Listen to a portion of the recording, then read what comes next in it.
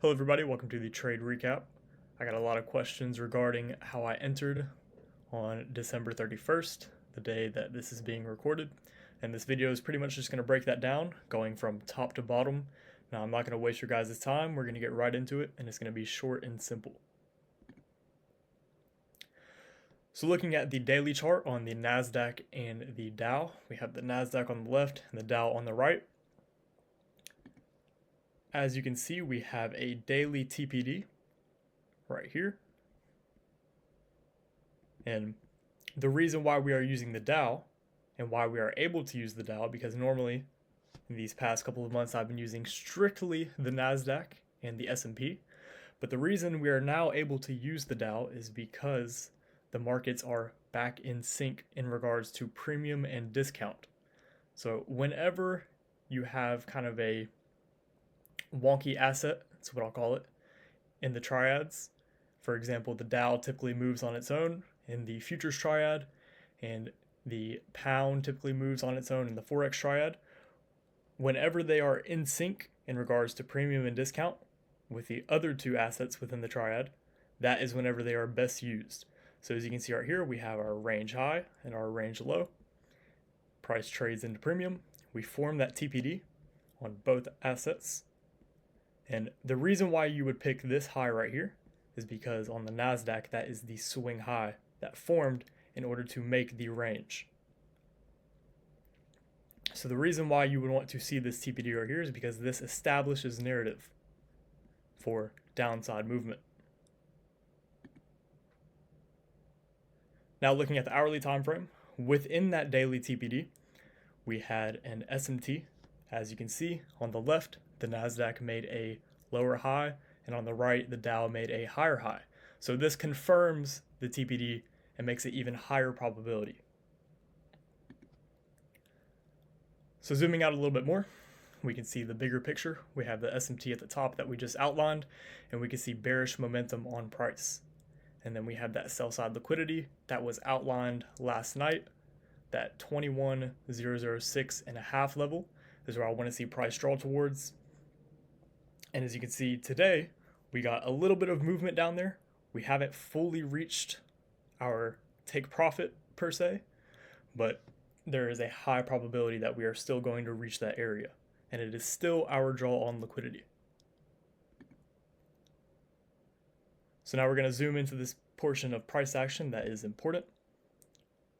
All right, so now we're looking at the 15-minute time frame on the NASDAQ, which correlates to the daily cycle. And as you can see, we have our true day open marked out right here.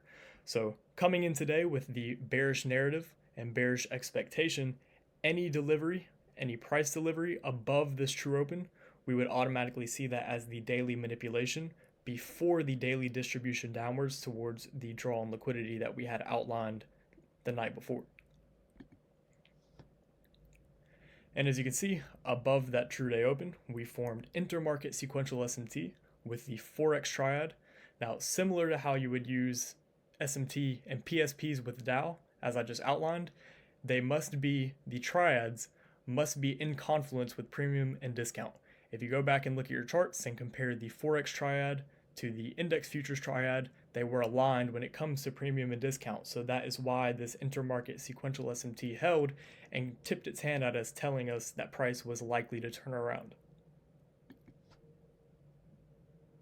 Now bringing the S&P into the equation, as you can see, as soon as the NASDAQ wicked above previous quarter's high, which is London session, we formed a 15-minute PSP. Now, the reason this PSP is important and the reason why price ran the high one more time is because it was a large wick that took out the previous quarter's high. Whenever you have a PSP that forms an SMT and that PSP wicks the high or the low, price is likely to run that high or low one more time before making the true reversal.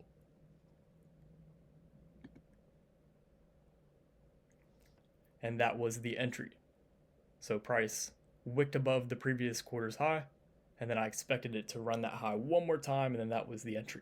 And even if you missed that entry, as you can see, what have I taught you guys in the Back to Basics series? Whenever you have a new week opening gap and a fair value gap, in confluence with one another, that is very good for continuation trades. So you could have entered right here and then took it all the way down to this minor sell side liquidity where I told everybody to take partials if you got on board with the move. And also there was a breaker in confluence with this as well. So this was a very high probability trade. Now it did form a little bit earlier in the quarter. So generally New York AM session, which is Q3 of the daily cycle, that is where you'll find your high probability setups. And whenever you are trading on low probability days like today, you will generally find that your setups that look like this will form earlier in the quarter. So that is something for you to backtest and something for you to dive into. But that is all for the price review. Let me know what you guys thought of this lecture. If you disliked it, if you liked it, please let me know, because this is how we will probably do price lectures and pre-recorded lectures from now on. So that will be all for this one. Good luck and good trading.